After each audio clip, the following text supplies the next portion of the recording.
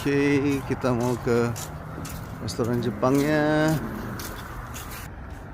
Ah, ini dia rupanya penampakannya.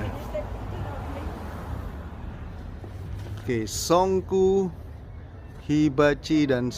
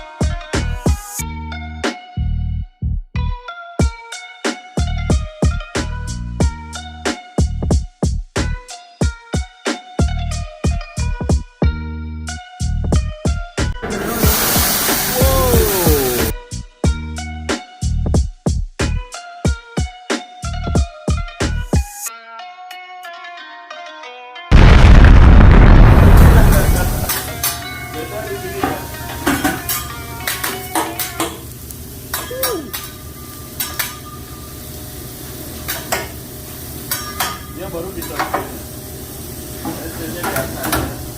itu deep fried tempura ya. tempura sushi. Mantap. Ini nih bosnya beraksi nih. Bikin orang susah. Kita buat nasi goreng yang mana dia. Ini dia lagi restoran Jepang tapi juga lagi masak nasi goreng Indonesia nih. Nyam-nyam. Teriyaki.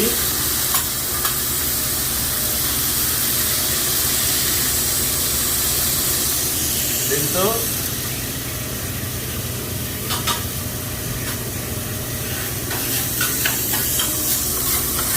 Ini order ya, take away ya? To go. Kalau Amerika bilangnya to go. Aku bolak-balik ngomong take away. Ya. To go. Salad sama California. Sekarang kita buat nasi goreng Indonesia.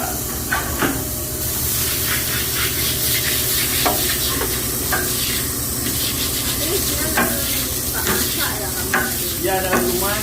Udah punya ini kan, bantu Ibu, mama apa buka ini kan, ya, depot kan. depot, warung Hidayah namanya di Bali. Ya, Jadi memang udah bakat sudah. kalau bisa kita masukkan itu, langsung masukin gini nih, salt peppernya. Nah ini bukan salt pepper aja, jadi peppernya itu beda, apa namanya, saltnya itu beda, kita buat tiga campuran. Semua di sini. Nah ini yang bikin enak. Ini salt, fondasi sama kaldu. Fondasi itu apa?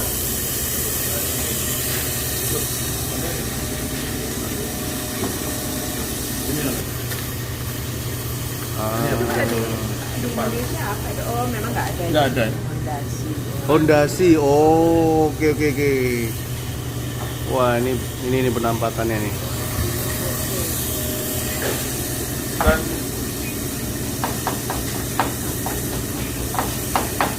Itu dong. Nggak apa-apa ya? nggak apa-apa, nanti aja. Senang pedas kan? Oh iya. Lagi senang pedas kan? Iya. Ini. Ini nih penampakan dapurnya. Itu ada beli liong. Halo beli. Mantap. Ini stationnya Son Goku. Ini Selain Esna, apa itu? Iya. ada salah satu store-nya ya. Terus ini coolernya nih untuk yang barang-barang daging. Wah, ini chefnya beraksi nih. Chefnya Tora, tatunya Rami. Keren nih, keren.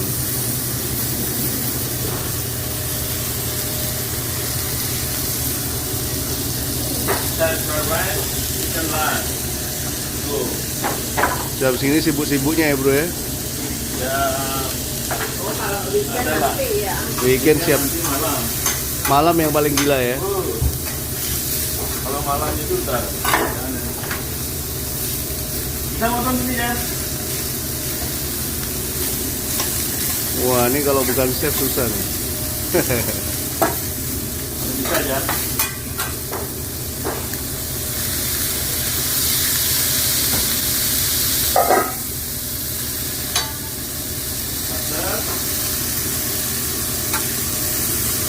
More butter, much better. Garlic.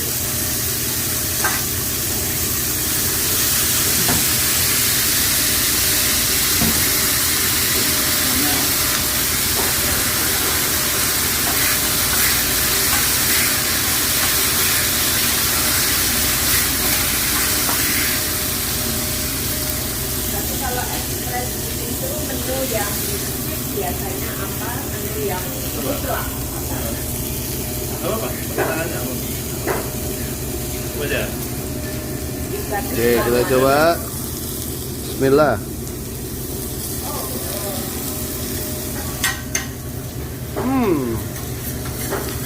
Wow. Enak. Ini ya. Enak bro.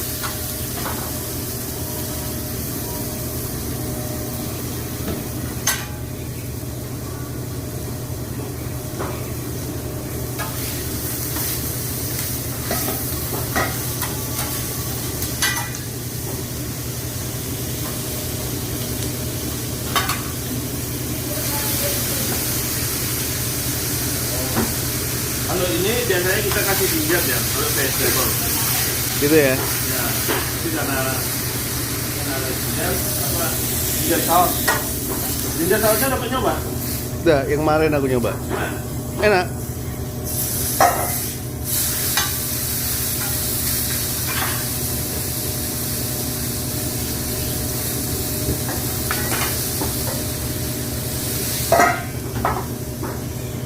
alright.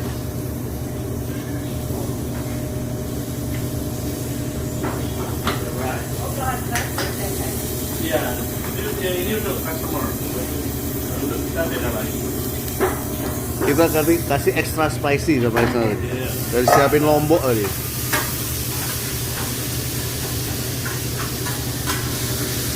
Amerika nggak bisa pedes banget ya bro ya. Mereka kadang ada yang super spicy. Ada juga ya. Ada. Jadi dia pengen tuh makan tuh sampai kenapa?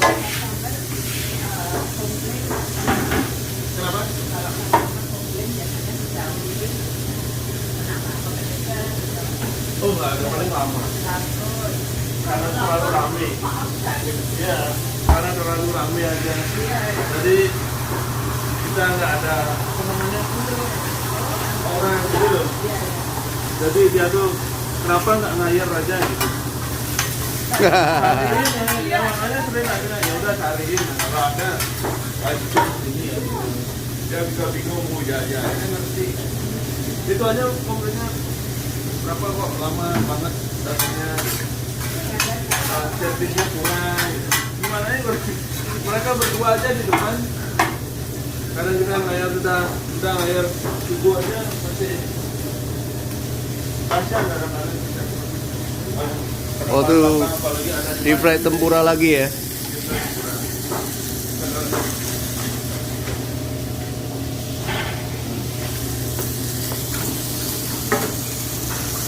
Kadang-kadang ada ibati lagi banyak itu.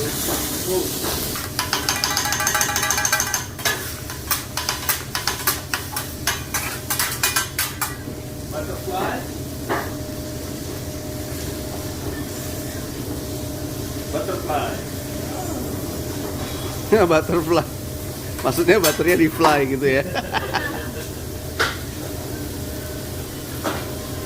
Jadi ya sudah ada itu aja sih ya. Ya, Isna, ini semua masak juga. Ya, Iya kan? masak. Ambil. Biasanya kalau ada orang di sini, saya masak ke depan. Tapi jarang sih, apa namanya? Karena tidak ada orang, nanti tanggal 20 ini baru datang orang satu. Dari Orang mana? satu. Dari mana? Kentucky. Indonesia juga. Indonesia orang Bali.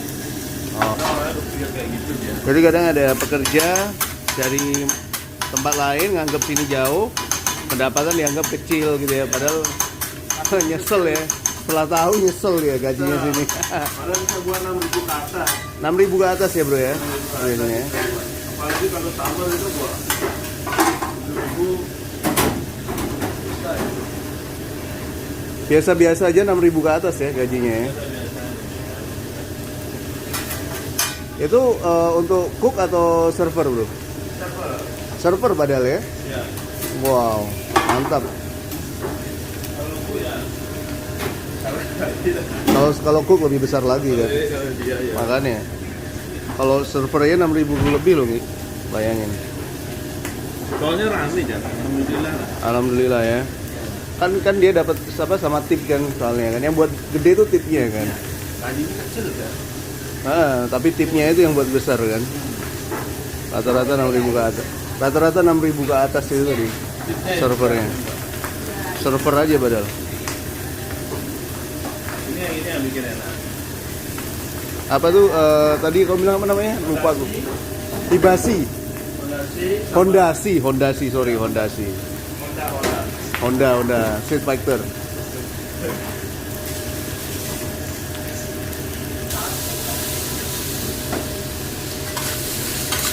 Wah, ini nasi goreng kombinasi ala Jepang dan Indonesia. Kreasi chef Isna. Ya, lihat nih. Mantap nih, mantap. Nggak main-main nih, nggak kaleng-kaleng ini. Kita mau suruh buka di kita udah Aduh, currency loh, currency. Habis waktunya mbak. Habis waktu saya nanti. Yang waktunya mbak. Dulu manduin dia server gitu. Dia punya anak dia berhenti. Yalah, ada anak lah. Karena Fokus anak ya.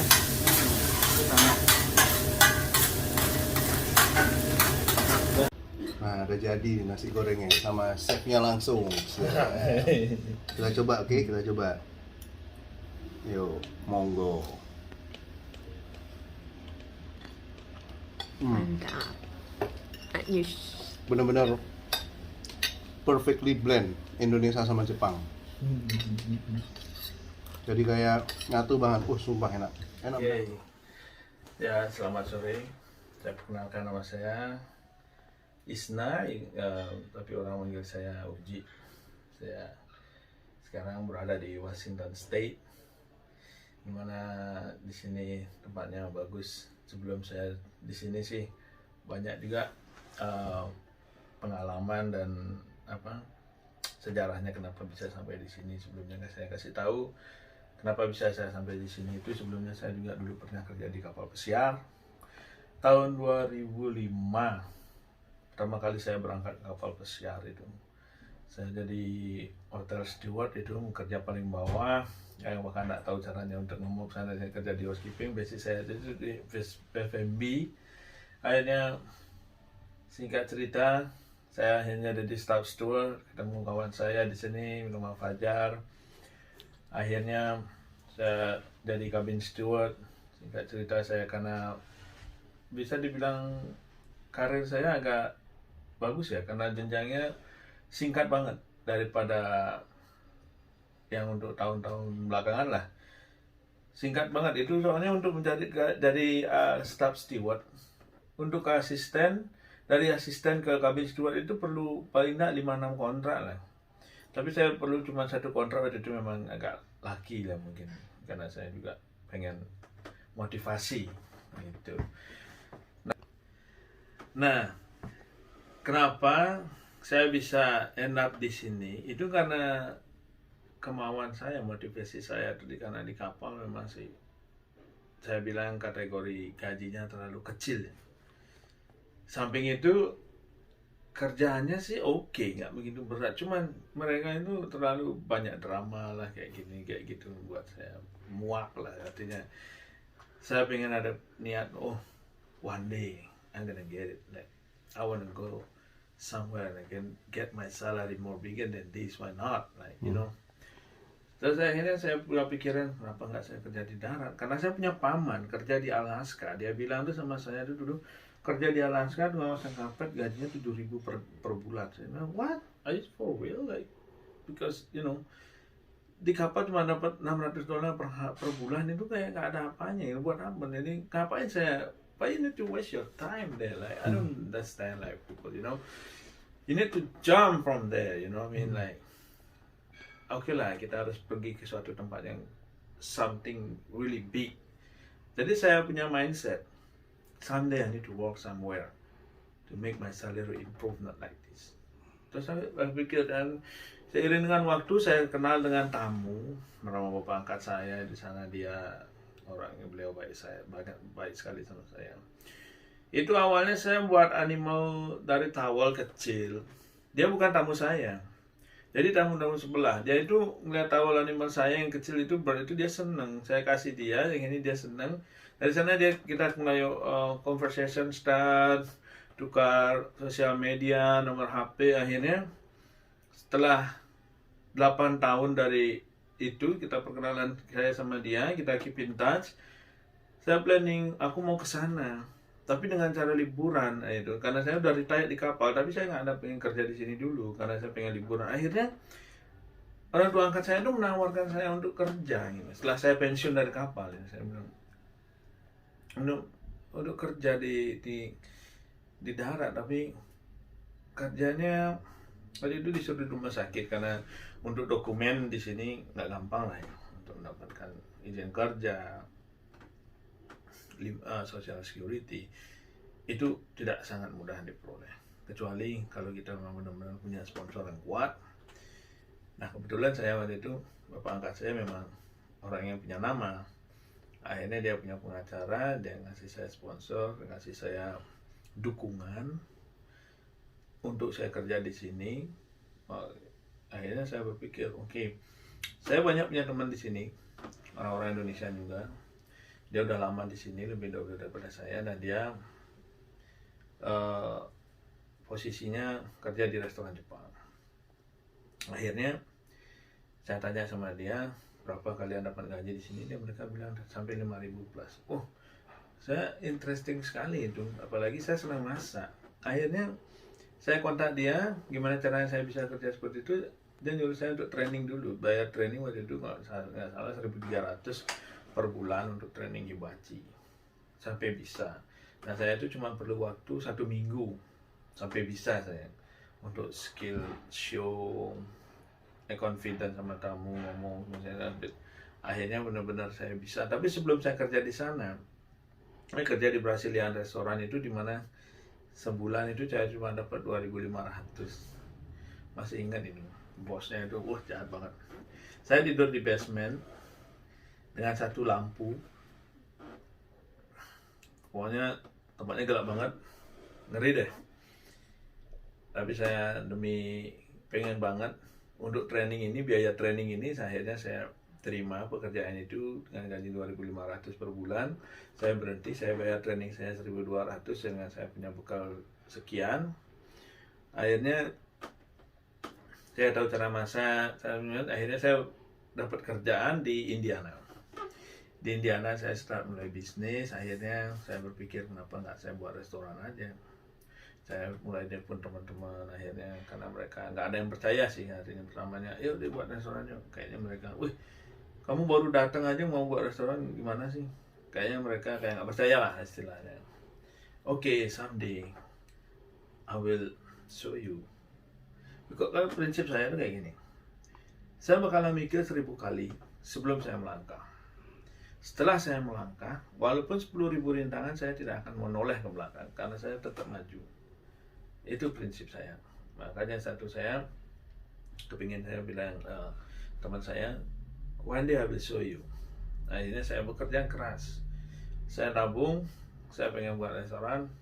Akhirnya saya buat restoran kecil Express di West Virginia, restoran pertama saya. Saya kenal sama partner saya bernama Made, dan sama satu partner lagi, saya nggak bisa sebutin namanya.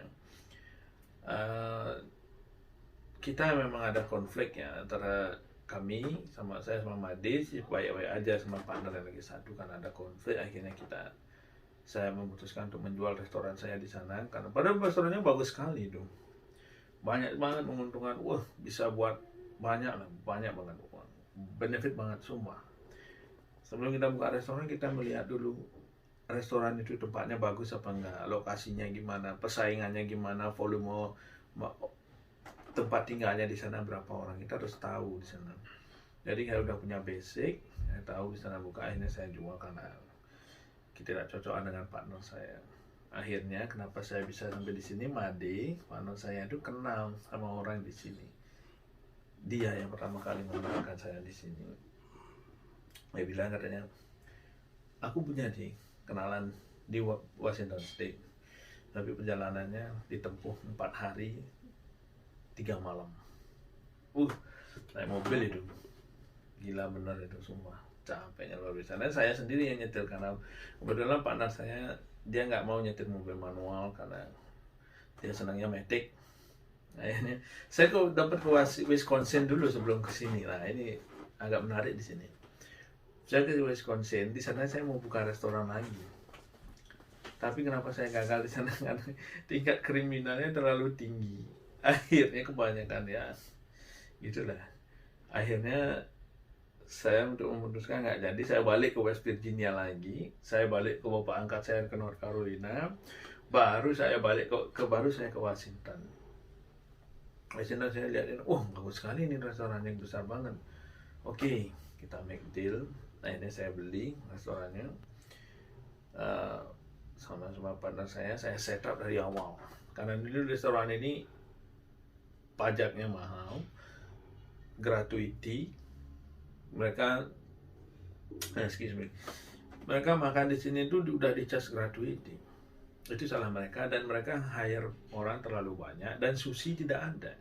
Sedangkan restoran Jepang itu tuh dominan itu, kenapa harus ada hibachi sama sushi? Karena sushi sama hibachi itu ibaratnya cewek sama cowok, mereka harus sama ada. Jadi kalau cuma sushi hibachi aja nggak ada sushinya, itu kayak nggak ada ceweknya. Jadi harus ada ceweknya, jadi harus pasangan mereka itu. Sushi sama hibachi harus pasangan. Partner saya bisa sushi, dia bisa hibachi juga sih, tapi dia lebih cenderung ke sushi. Nah saya bisa hibachi, saya udah bisa sushi waktu itu. Akhirnya sampai di sini belajar yang sering waktu, restorannya ramai, ya alhamdulillah ramai banget restorannya. Tanah tempatnya di sini juga bagus, saya bilang bagus sekali, perfect banget. Saya nggak begitu senang snow. Suasana di sini hujan, orangnya ramah-ramah, baik banget, friendly banget. Memang sih otot-ototnya agak mahal di sini, cuman ya itu di sini itu tempat namanya itu Port Angeles. Jadi memang benar Port Angeles itu kediamannya para malaikat, baik-baik semua orangnya, enak banget di sini gitu loh. Jadi saya belajar sushi, akhirnya saya bisa nambah ilmu lagi di sini. Akhirnya saya bisa jalanin restoran saya ya seperti inilah sama teman-teman saya sampai sekarang, alhamdulillah. Ya alhamdulillah saya bisa sampai sekarang inilah. Intinya perlu kerja keras. Ya. Saya membayar istilahnya kalau di sini saya punya karyawan berapa ya sekarang, 1, 2, 3, 4, 5 orang, karena ini musim dingin, jadi karena winter jadi kita kurangi karyawan. Nanti summer biasanya sih kita orangnya 8 termasuk saya, 12 orang lah, 10 orang punya karyawan, 2 orang termasuk saya sama partner saya. Jadi per orang itu kalau server itu gajinya kecil mereka, cuma tips mereka yang besar. Mereka bisa buat di sini itu rata-rata per hari itu bisa buat di atas, pokoknya 250 di atas up lah, tipsnya aja itu per hari. Jadi itu summer, itu winter. Summer itu mereka intinya bisa buat sampai 7.000, 6.000 plus ke atas 7.000 udah di tangan. Itu servernya. Kalau chef itu udah di atas dan server biasanya. Soalnya chef itu dia kan lebih gede gajinya. Jadi kita istilahnya kalau server kita ngasih 400 per bulan, kalau chef itu kita ngasih gaji pokok aja 2.800 per bulan, belum tipnya. Nah, jadi bisa bayangin lah berapa bisa dong buat bisa double lah dari dari server gitu.